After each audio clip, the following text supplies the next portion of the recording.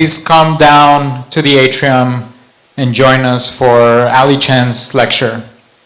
We'll start in about 5 minutes. Thank you.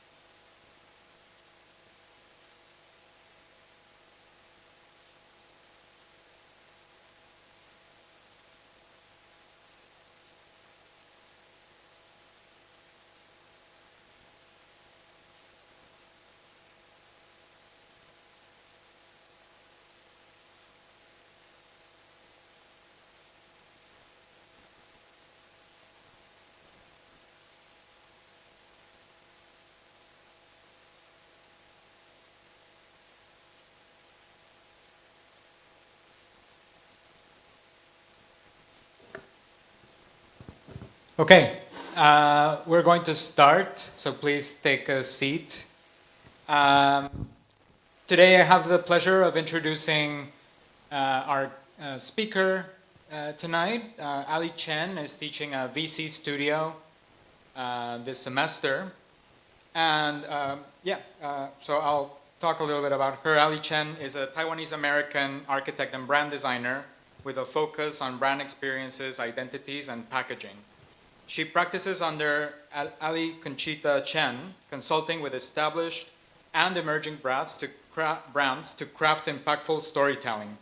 Her work on promoting cactus consumption and ecological storytelling has been featured in Archinect, Design Boom, Fast Company, and Good Magazine. As an educator, Chen is an adjunct assistant professor at Pratt Institute in the Packaging, Identities, and Systems Design Department. Her courses range from structural packaging to experiential retail design, and she has lectured at FIT and NYIT, and is an instructor for MADE in New York City, a nonprofit initiative that supports local manufacturers in New York City. Prior to teaching and consulting, Chen's professional experiences include BRK Ingalls Group and Nike Global Retail, and she holds a Master's of Science in Packaging Design from Pratt Institute, where she was awarded the Art of Packaging Merit Award by Mark Rosen Scholarship, and a Bachelor's of Architecture from the University of Southern California. With that, help me welcome Ali to the stage. Thank you.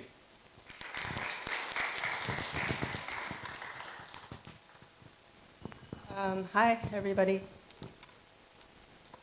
Thanks to the Syracuse School of Architecture for giving me this opportunity to talk about some of the work I've been doing for the past 10 or so years. It's been really nice coming back to my roots in architecture in this very special way, just because I've sort of had a little departure from it.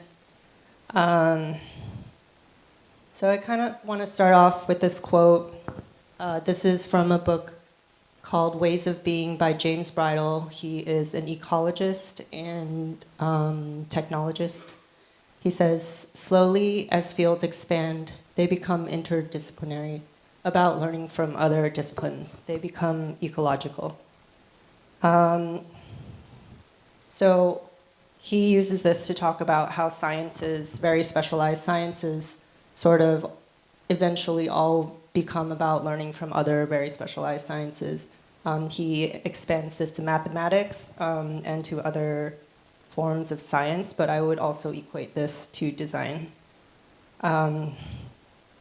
So I've been using this quote to kind of try to find a through line that connects my work. I've explored quite a few architecturally adjacent things. And my journey kind of went from architecture to branding, and then at the intersection of the two to experience design. And then in the past few years, my work has kind of shifted towards ecological storing and agriculture. So I want to talk today about my architecture to farm pipeline that seems to have manifested organically from this past decade. Okay. So some of my formative years as an architect was working at BRK Ingalls Group in New York, where I noticed there's kind of this distinction between the things that we are building or not building and the narratives that we built around them. I picked up on this idea that there is value in making things digestible to the general public and not just to other architects. At this firm, I started with working on a lot of competitions, very conceptual work, and sort of like graduating to more developer-driven residential projects that were sort of aimed as vehicles of investment. During this time, I had a period of mild soul searching, and I decided to enter a design competition called Try Futures. It was held by Archinect. This is about 10 years ago. This brief asked architects to come up with design solutions for the drought, specifically the one that was happening in California at the time. with this idea that freshwater scarcity is going to become one of the determining issues of the next century. So to begin my research, I looked at where most of our freshwater went to agriculture. 70% of the world's freshwater goes to farming, meaning we use up most of our water to grow the things we and our animals consume. I started to observe this really interesting conversation around what are considered thirsty agricultural crops. So, and these crops all have marketing efforts that sort of stood behind them. And so this was my first introduction into the world of marketing and branding. At that time, almond milk was sort of done having its moment as this trendy milk, and it was being demonized in California for being a thirsty crop. This image is from a Portlandia episode called The Celery Incident, in which Steve Buscemi plays a celery salesman, and he's trying to make celery cool while competing with bigger players like big Brussels sprouts and big kale. So kale, I actually learned, was brought to the spotlight by a marketing firm. So prior to this, kale was used mostly as salad bar decor, and it was under an organization, a shell organization called the American Kale Association, that was formed with the sole purpose of making kale cool. I also learned that there was a dark side to bananas, that they partnered with Kellogg to make it a breakfast fruit, and with Disney to make some of these very problematic commercials to kind of put this formerly unknown fruit into our daily diets. So I thought, with the fluidity of vegetable perception in mind, what if we could increase demand for more drought-tolerant crops? So I began to research the least thirsty crops, and cactus seemed to be the most obvious solution. This is the plant that has evolutionarily evolved to retain water. I learned that it has been used as food, as fodder, as building material, as leather. I then found that cactus has water purifying properties. So not only can cactus save water in its growth, it can actually purify water. This technology was inspired by a scientist's grandmother in Mexico who used to use cactus to purify river water to make it potable. So with these findings, my submission took on the form of a hybrid cactus farm, wastewater management plant, eco-resort, and research facility that was aimed at promoting cactus in order to create higher demand and awareness for it. Because I thought, why shouldn't cactus be the new kale? So my submission was called Grassroots Cactivism, and it won the speculative category. As opposed to the pragmatic category, I received a lot of questions about why I felt this project was speculative and not pragmatic, and I claimed that the research to revolutionize wastewater management with cactus was in fact speculative. But after I looked at the broader landscape of the entries, I realized maybe I undersold my proposal a little bit. Really, any of these architectural proposals have elements of specularity and pragmatism. In the following years, a lot of environmentalists and developers would reach out to me to ask about the future of the project. There's a lot of people from outside of the design profession that don't fully understand that these are fictional, unbuilt competitions. But the pragmatic aspect of this project was what drove me to wonder, where in this spectrum of design can we begin to make this change? Could it be sort of an advertising campaign? Could it be a product? I started to look around to see if I could figure out what I could do next. So I decided I wanted to learn more about what it would take to develop a product or a marketing campaign within the realm of design.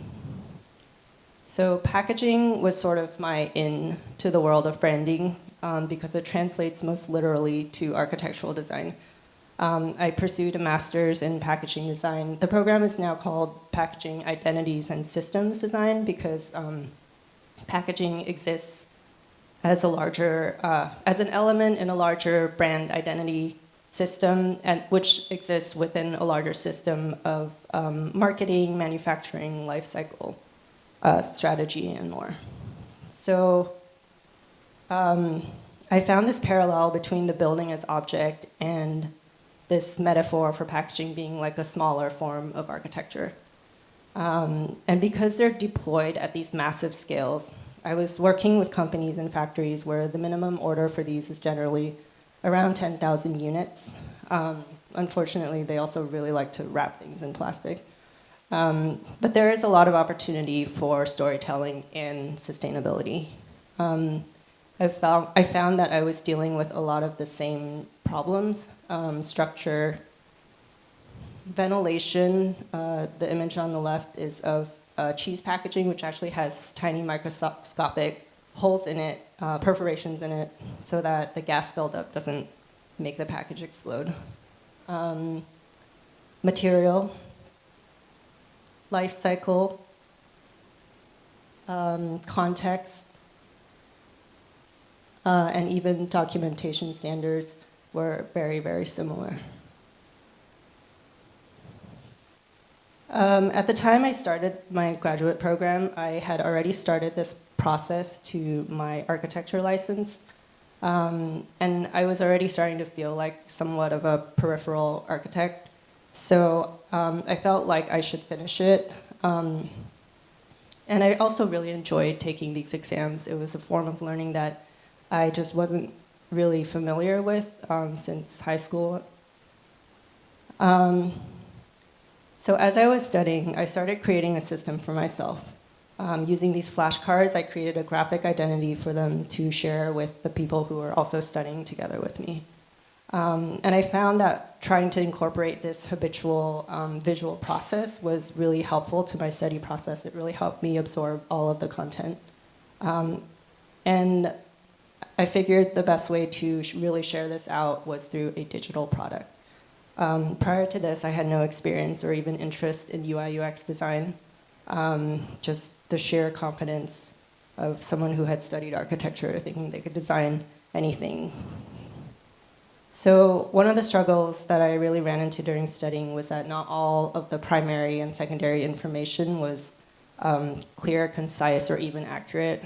There's a book called the Architect's Handbook of Professional Practice. Each chapter is written by a different person, and some of the details kind of contradict themselves. So it's really a matter of understanding how to take the test, and a lot of it doesn't even match up with real-world practices. So my goal was to kind of create this content that was a true distillation of all the information, the primary resources referenced by NCARB in a very portable way. In between graduate school, jobs, and COVID, this app took about 4 years to complete. I had a lot of help along the way. My friend Hannah Lee helped with some of the early development. Bassem Ally from the Pratt Game Lab used this project as a pilot project. So I had the help of some student developers. The problem with that was they would graduate and leave the project half finished. So this project took a really long time to finish. I ended up working with some developers to finish it up. But I had them sort of teach me where to input some of the code that I needed to input so that all the content would be there and I could edit it myself. This was prior to ChatGPT and prior to a lot of different softwares that could have made my life a lot easier. So this had a lot of technical snags and complications. There's definitely a lot of improvements to be made with the app. And only after the launch did I realize that digital products take constant feedback and testing. This is something I hadn't fully grasped going into the project. Yeah, so this app is technically still in beta, meaning it's still a work in progress. Yeah, I learned that what's interesting in marketing and UI UX design, it's sort of predicated on this premise that you have to continuously prototype and test for human behavior, that you cannot predict human behavior. That's why there's so much data needed, and this can go very dark in the world of consumerism. But I'm bringing it up just because it was not a way I was used to thinking. So I graduated during the pandemic. I don't really have an overt practice. Since finishing the program, I have continuously taken on contract work. On the one hand, helping some smaller businesses with their packaging, branding, even some spatial design. It generally starts out with a packaging project, and then these small founders realize that packaging kind of exists within a larger ecosystem and everything needs to be looked at. So I really enjoy helping kind of these small founders think through these kinds of problems. This is a knitwear company called PH5, where we kind of worked on their e-commerce packaging. And I didn't realize this, but the founder told me that knitwear is a very sustainable form of fashion just because it creates zero waste in its production.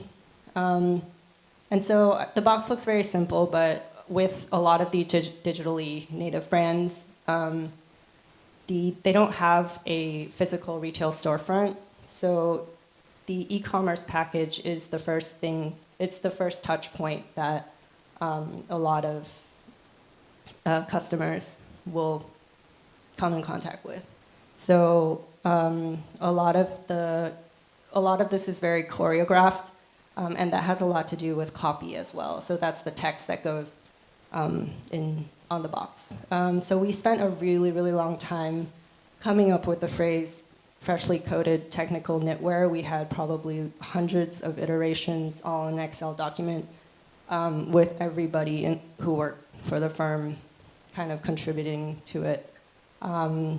This founder refused to hire a copywriter, so we all kind of like worked through this problem together, but copywriting is a large part of working with these smaller companies. I also do a few larger projects of more environmental storytelling, experiential marketing, so sort of plugging into an existing brand identity where they need more systematic communications.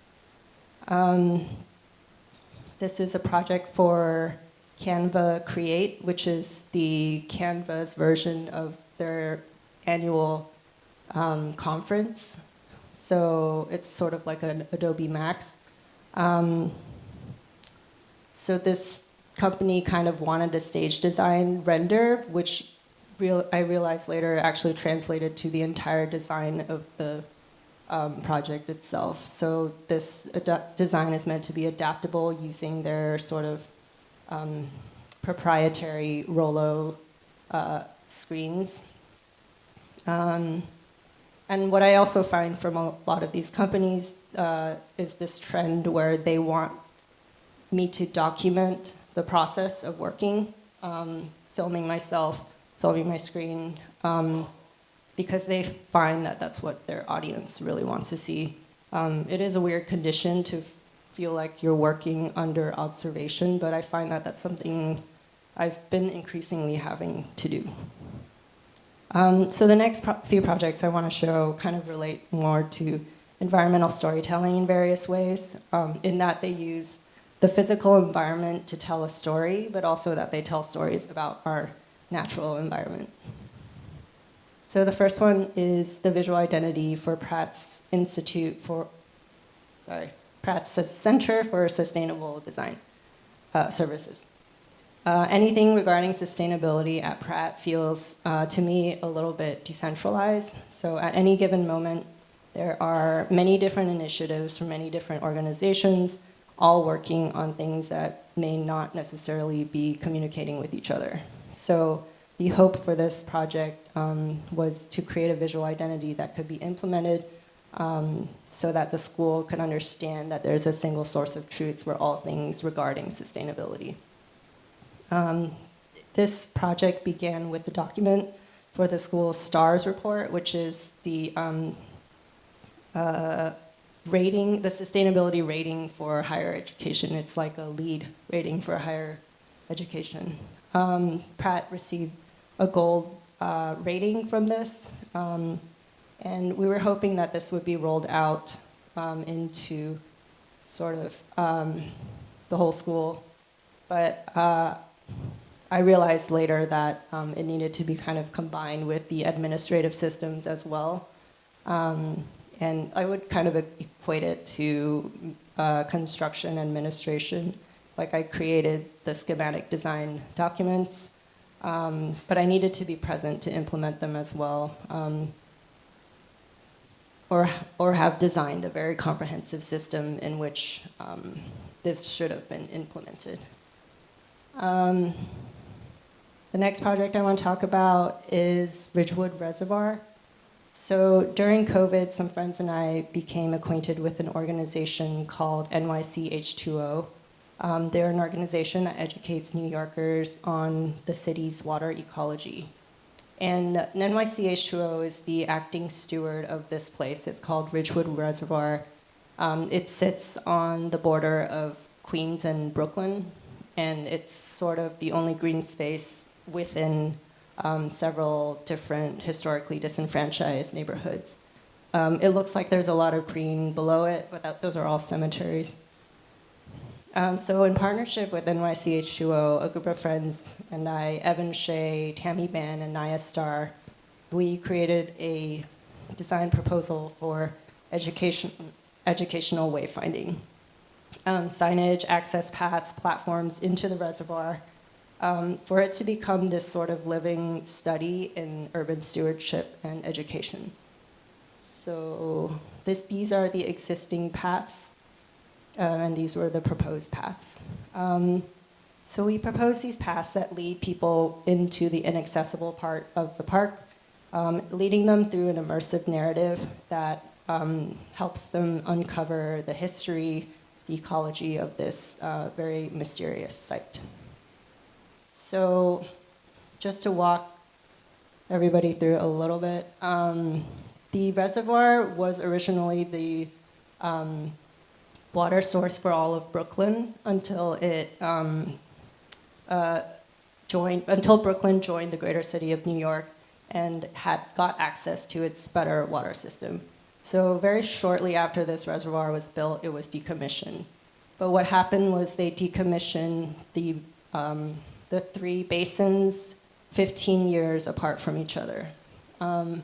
So we created a system of wayfinding and signage that as you walk around the park and see sort of these viewpoints, it was carefully choreographed so that you could learn about the history of this site and learn about Brooklyn's water history and be met with a certain vantage point at every moment in the story. And then, so what happens when the water was emptied out within 15-year intervals is that it creates this sort of timeline of forest succession. So you can literally see as you traverse the forest, the age of the forest. There are 8 distinct ecological zones within this site. It's also along the Great Atlantic Flyway, which is a big bird migration trail. And then on the site, there are 12 endangered species, either designated endangered or threatened. And in the central basin, there's still water in it. That was the last one to get emptied out. And it's overgrown by invasive Phragmites. So some of the initial volunteer work we did with the organization was this invasives management. We would rappel down into the basin and cut the Phragmites at the roots. And these things are really heavy. You have to go really deep into the roots, cut out a cube of it, and cut off its oxygen, and then put it in a pile. So this was just a lot of the invasives management work that we did during this time. The organization ended up submitting our wayfinding proposal to the state-funded grant under Senator Julia Salazar to be used on public works projects. The grant was awarded to the project, and then after that, because it was a public project, we were requested to bid for the project. So we had to do this along with a structural engineer and an AEC firm called Dewberry.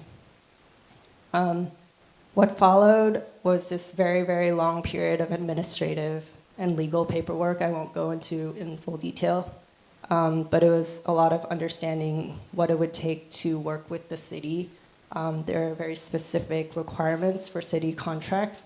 We learned about establishing entity types, which was part of the exams.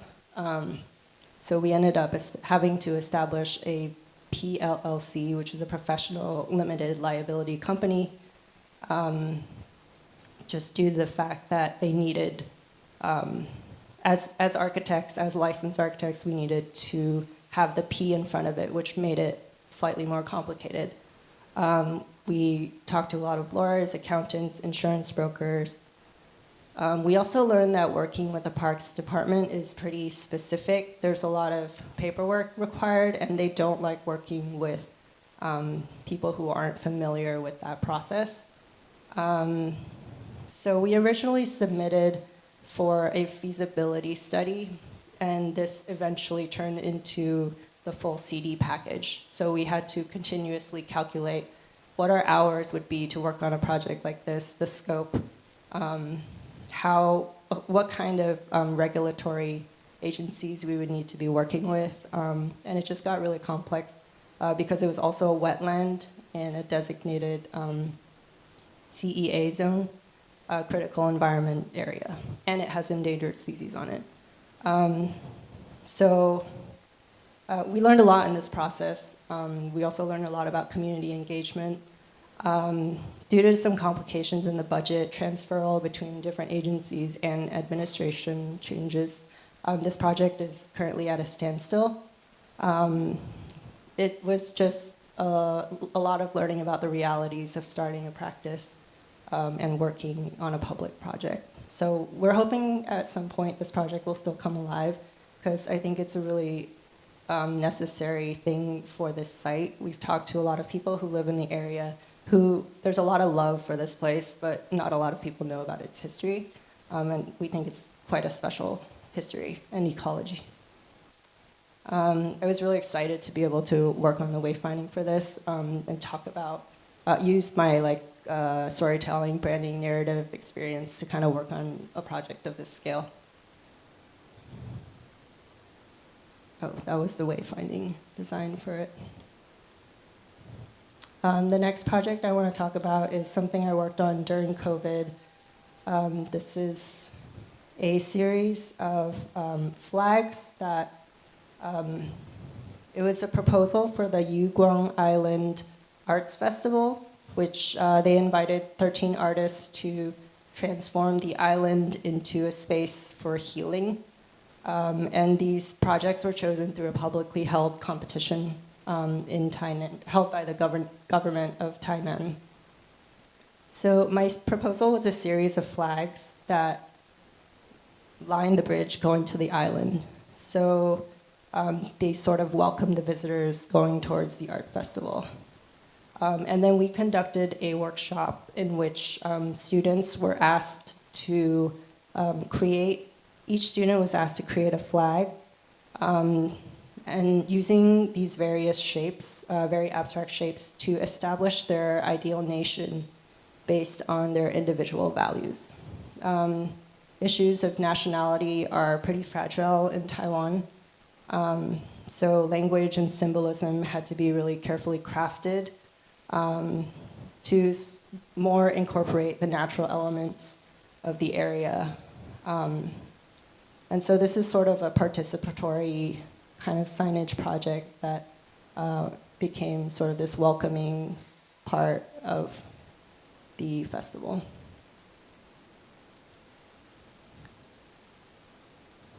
The last project I want to talk about sort of loops back to my original grassroots cactivism proposal. It is something new that I'm embarking on, and I'm really excited about it. So in Taiwan, my mother has held on to a small plot of agricultural land that she set aside for retirement originally. Due to zoning laws getting stricter and stricter over the years around people who have agricultural land and want to build on it, agricultural land being significantly more affordable than any other type, we weren't able to do anything on this land other than farm. And we're obviously not farmers. So this is a 1 acre plot, and for context, 1 acre, around 43,000 square feet, is not a lot in terms of agriculture. So for the past 10 years, I always joke with her that we should grow cactus, until we discovered last year that Taiwan is sort of this hub for rare cactus collectors. And then our neighbor had also started experimenting with growing prickly pear.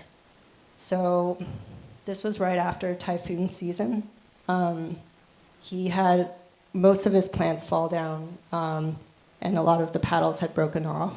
So he gave us a bunch of the pads that helped us start our farm. So we put these in the ground about 1.5 years ago.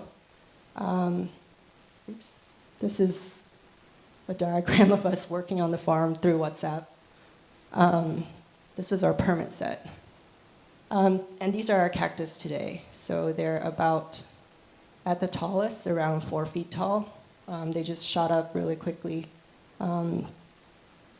Yeah, there aren't that many people growing cactus commercially in Taiwan that we know of. So we're really learning a lot in the process. You can see here, they're all supported by these bamboo stakes.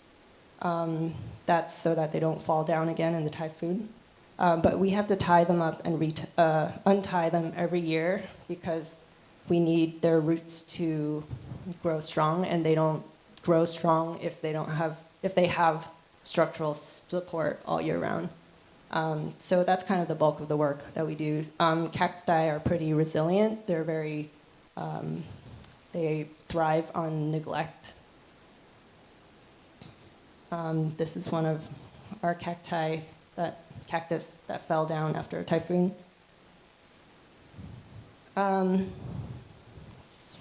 So when we kind of frame the storytelling of our farm, the concept of origins comes up continuously. Our cacti come from Mexico, and it was, I learned that most plants came to Taiwan through colonization and war. So these are brought into Taiwan first through the Dutch, and then the Japanese planted them on the hilly coast as a war defense so that people couldn't land and board the coasts. So you'll see a lot of these today near military bases. So I really began to learn about how intricately tied to war agriculture is. And this kind of goes back to our work managing these invasive Phragmites populations. I learned that the language that we use to talk about these plants, invasive, native, are sort of first used by British scientists that come from colonial ideologies. So the language that we use really shapes how we perceive and interact with these plants, and they do reinforce a specific narrative. So as a transplant myself, I'm sort of learning to approach this work with this attitude of more of balancing diversity and learning from indigenous traditions of stewardship, and not really about eradication or control. We don't really have any built structures on the land yet, but we are learning a lot about from this project as sort of this form of responsive design, in that we need to test and respond to the needs of the plants themselves. So this is one of we're very proud of this rock wall zone. What we did was had a guy with I can't remember the name of it, the thing with the claw. We had him dig up all the rocks and place them on the border of the property, and then sort of planted these little succulents and pebbles around it to control the weed population and kind of create this look that we wanted. So this is the guy placing the rocks, and on the right is what it looks like today. So they're really thriving in some areas. What's interesting is that you kind of have to build it, and then you wait a period of time to see if it will succeed or fail. If its inhabitants are like happy or if they are dying. So we've had many parts of the wall and the farm fail. For example, this is one of the other parts of the wall where these are Opuntia ficus indica, and they're not happy.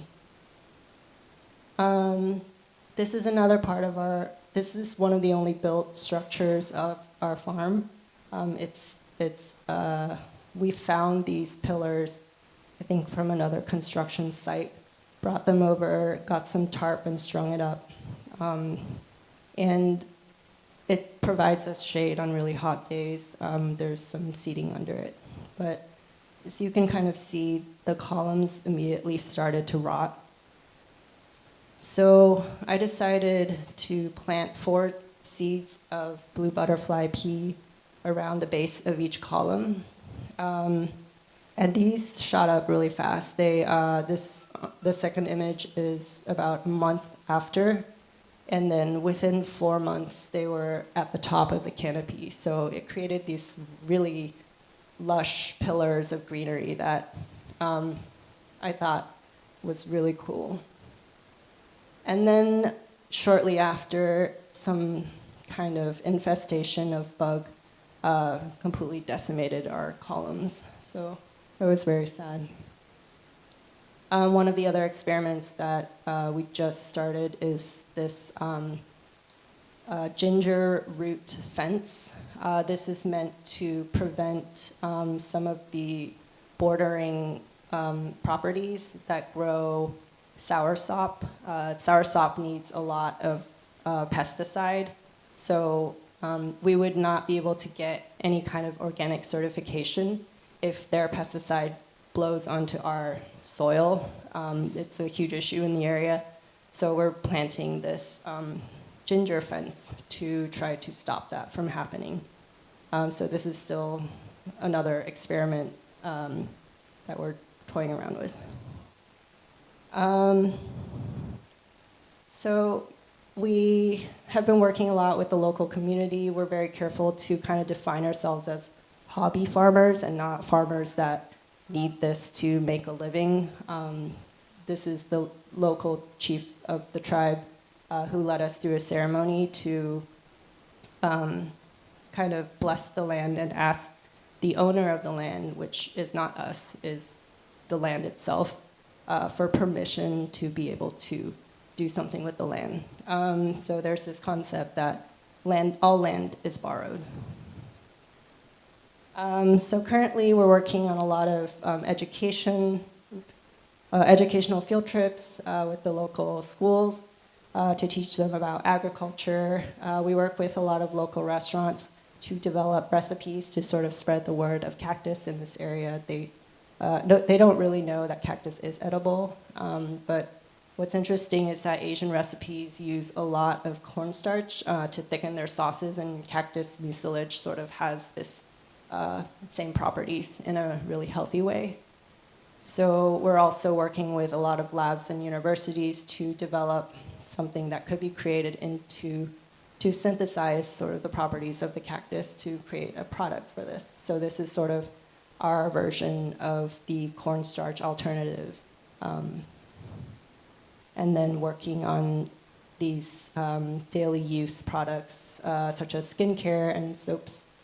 And I wanted to do this just because I wanted to use my experience in brand storytelling and marketing to sort of create this brand and product that would be able to spread the word of cactus around the world.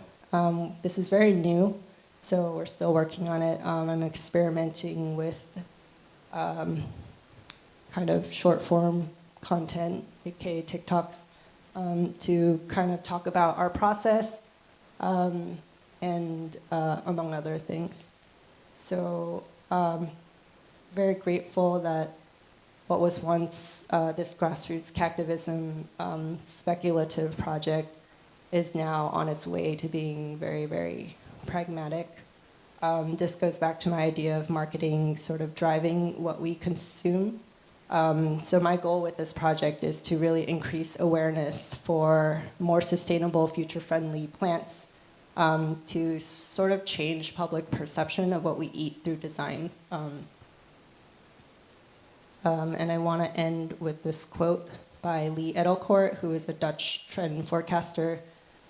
She claims that farming is the future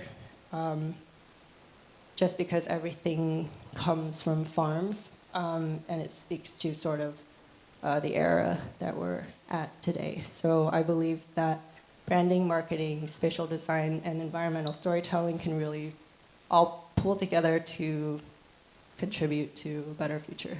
Thank you.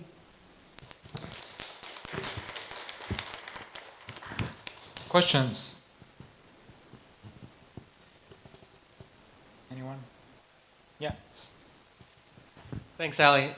In a faculty meeting the other day, we were talking about like meaning and significance as it pertains to architecture within, let's say, a broader public, in the public realm, and the loss of significance that architecture has seemingly had, but also the increased significance that other scales of design now have, like packaging design, like fashion design, like branding. Is that something you also sense? And if so, what do you make of that in terms of why other scales of design seem to have a broader appeal with the general public? Yeah, I think that is definitely something I sense. I think I talked about it kind of earlier on, about it being kind of a communication thing. It's a problem of audience. Architects generally talk to other architects, whereas other fields are very used to considering, the perspectives of, not that architects don't consider the perspectives of their audience, but they're very much kind of used to communicating in a certain way, I think. Whereas other fields are sort of predicated on this idea that you need to really understand your audience. So I think that might be a little bit of why.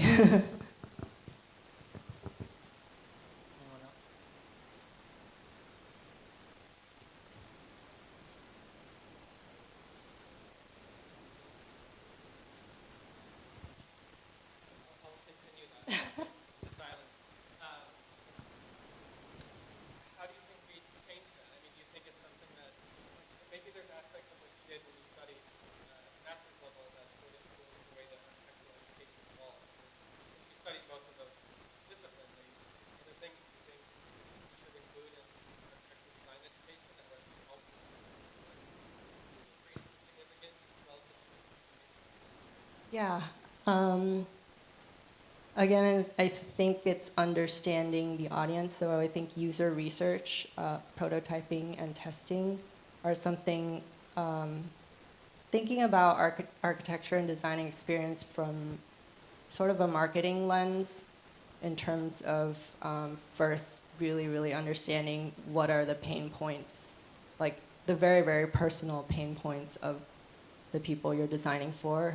But also understanding that kind of acting with the notion that you can't predict people, that you need to test and prototype for human behavior. And I think I see that kind of missing from a lot of, at least in my experience, that we sort of have these notions of how design should be and how people should interact with the things that we've designed without a full understanding of,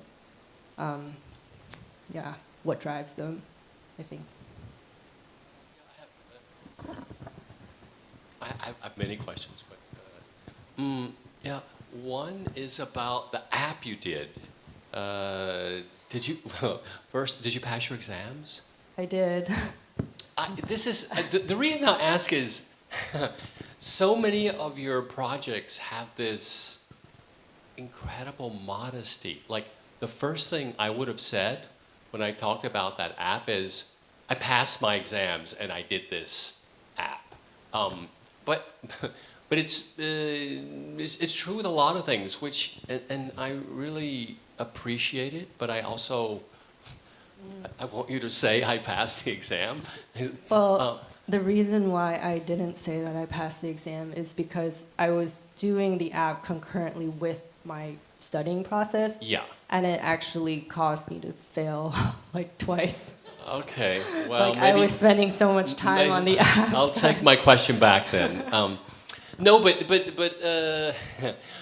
so we certainly want to see that app survive and emerge in the world. But the first time we had a conversation about the VC studio that you're teaching this semester, you were in Taiwan and we talked on Zoom, and you were working on the farm.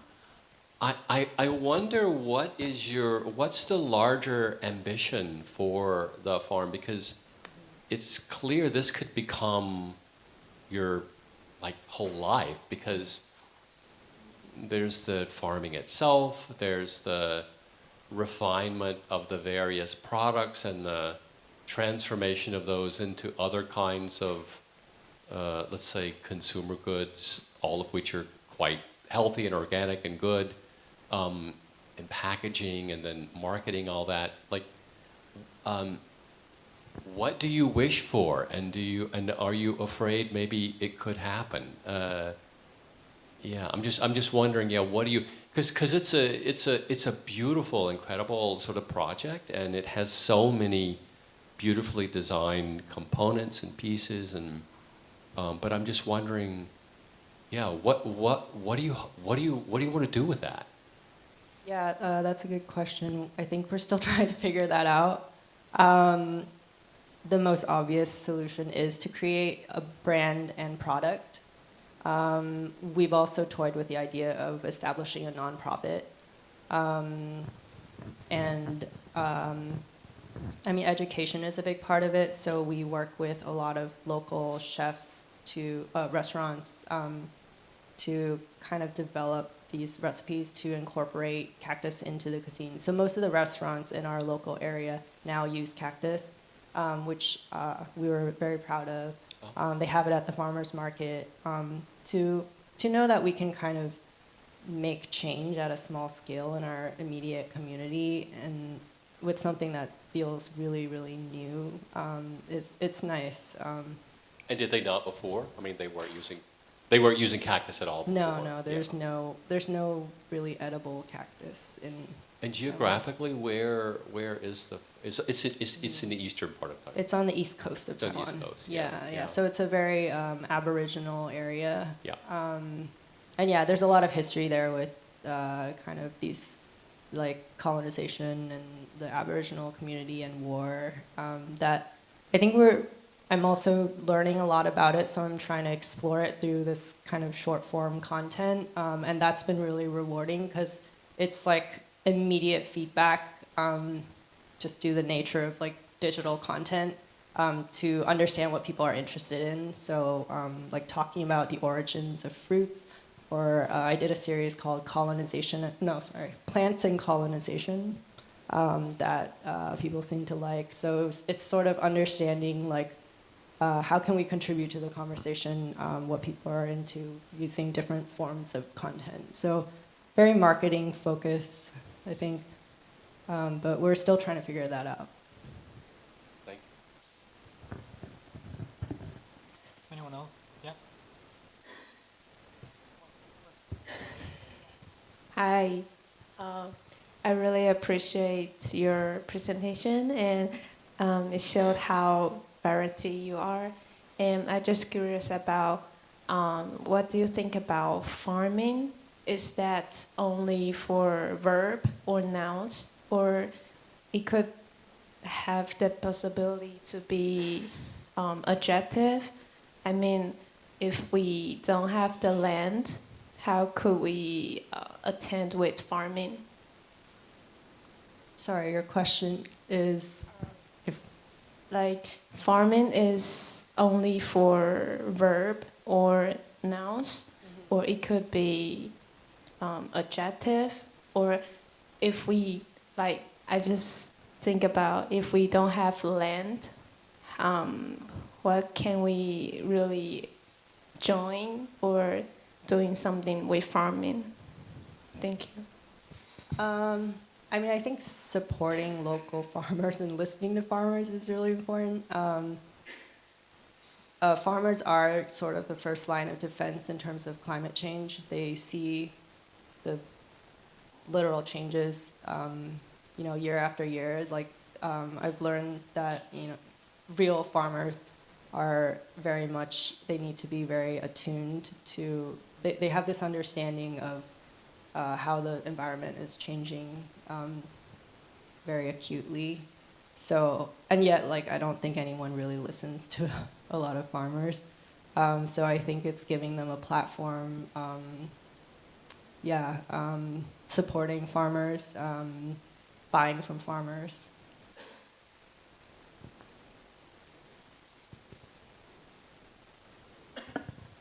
Thank you, Ali. I thought the presentation structure was beautiful, and I was struck by the arc from when you started with something that was very ecologically oriented, like a problem-solving type of project on drought, and then it kind of helped you pivot into something that was more about storytelling, but the medium is packaging, which many people think of as, there's an ecological problem with packaging, and people, associate with consumerism. So I just wonder if you think of, branding, marketing as something that's like message agnostic and is just a good medium for, getting, Michael was saying your hope and objective across, or if you have thoughts on, the dissonance between that. Yeah, definitely. It's something I struggle with a lot, especially teaching packaging, working in packaging. I think obviously the best packaging is no packaging. A lot of vegetables, come with their own skins. They have their own packaging. But I could say the same about architecture as well. Sometimes the best thing to do is not, the best solution is not to build sometimes. It is something that I consider a lot. Packaging for me is a way to do this massive deployment of storytelling, but I think it still needs to be very considered in terms of all of its elements.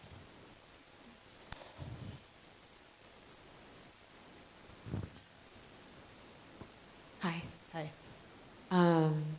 Super amazing to see, and I'm really excited to be here to see it. Kind of paralleling Kyle's question about academia, but about practice.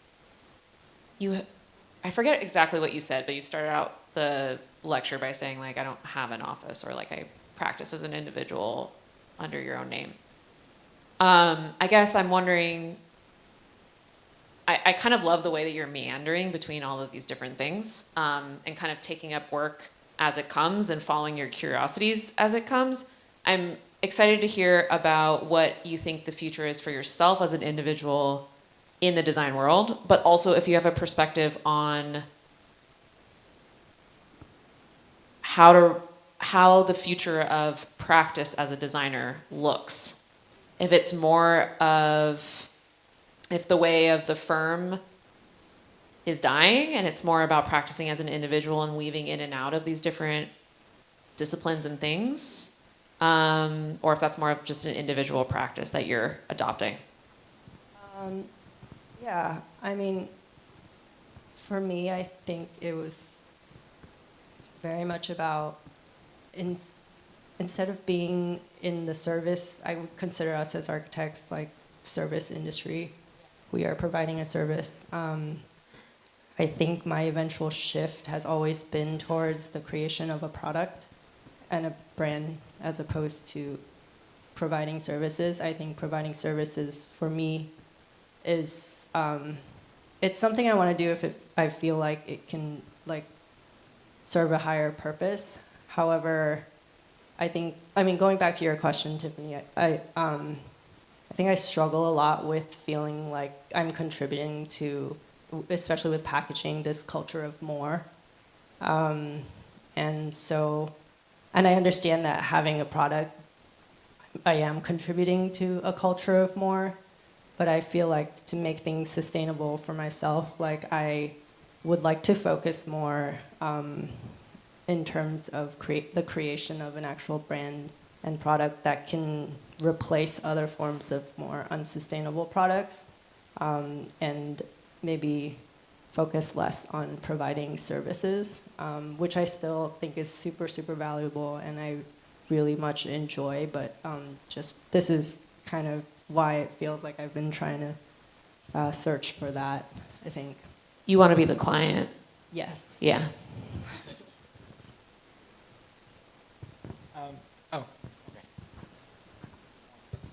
Yeah. One thing I found really interesting is with you ending with the quote about farming being the future. It's also really like our past. So I like the way that you displayed your project. You obviously, your first thing you talked about was something that was farming related, but then you brought in all the things that had like product design and like environmental design. So like farming being the future also still incorporates everything you learned from the past.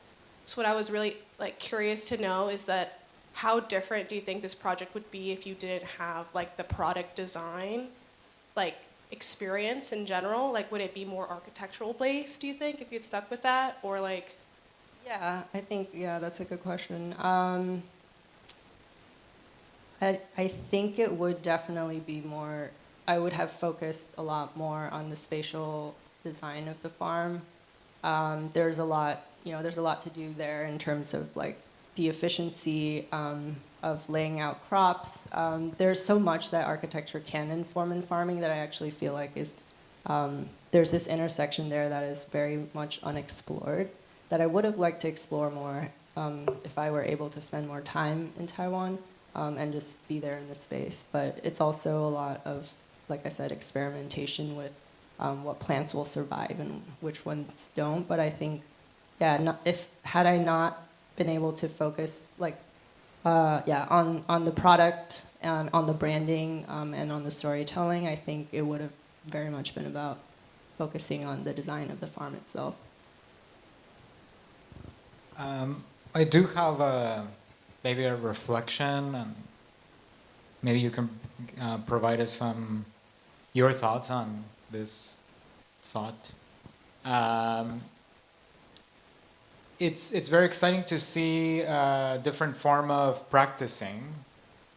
Like if we understand or take seriously the claim that you gave at the beginning, where disciplines as they evolve tend to, I would say, transdisciplinarity, right? Like spilling across other fields.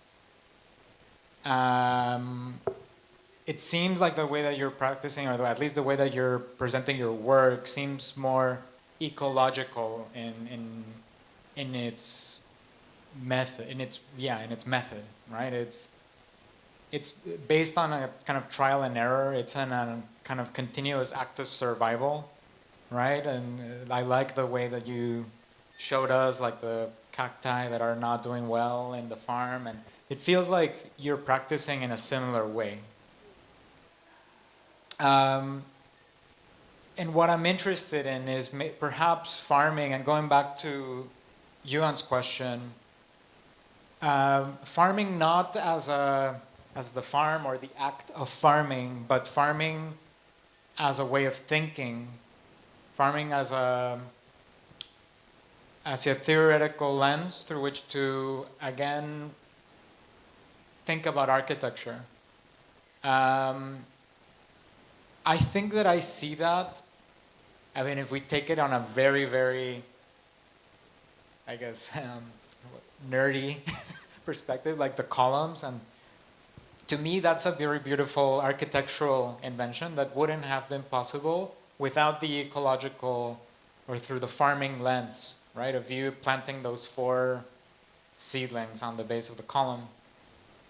What are your thoughts about architecture through this lens, right? Like, let's say if we go back or we reverse engineer your lecture, and if we had to bring back all this knowledge that you've acquired in these past 10 years, has that shifted your understanding of what architecture is and what an architect is?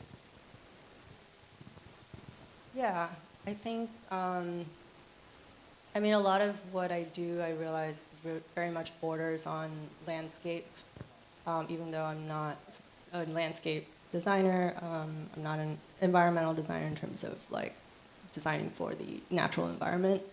But I am from the lens of farming and working with living like materials, living plants. I think, yeah, it's definitely changed the way I think about how I approach architecture and how I approach building. It's very much about experimentation, even with like the materials. A lot of the materials are living things also, like they are plants. And this idea, especially in the area that we live in, it's very, very humid, and the natural elements just wreak havoc on any kind of new form of material that you choose. And depending on the type of material, some natural materials really thrive and some don't. But I think I've sort of learned to look at building in this way of like experimentation, looking at the fact that natural materials, everything reacts differently to different contexts and different environmental factors. Yeah. What I find exciting about your approach is that it's not metaphorical. Like, I think we've seen many practices kind of try to tell a story about the way they're practiced using, I guess, ecology as a metaphor or like the building as a living thing. But it seems like you're taking it like quite literally, and I find that quite refreshing. Even at times, it escapes legibility, but I think that's a good thing because it's very new. So I'm really excited to see how that evolves, and I really hope that we can see maybe how that lens informs back, let's say, more traditional architectural commissions or architectural forms. Okay. Thank you. Thank you, Ali.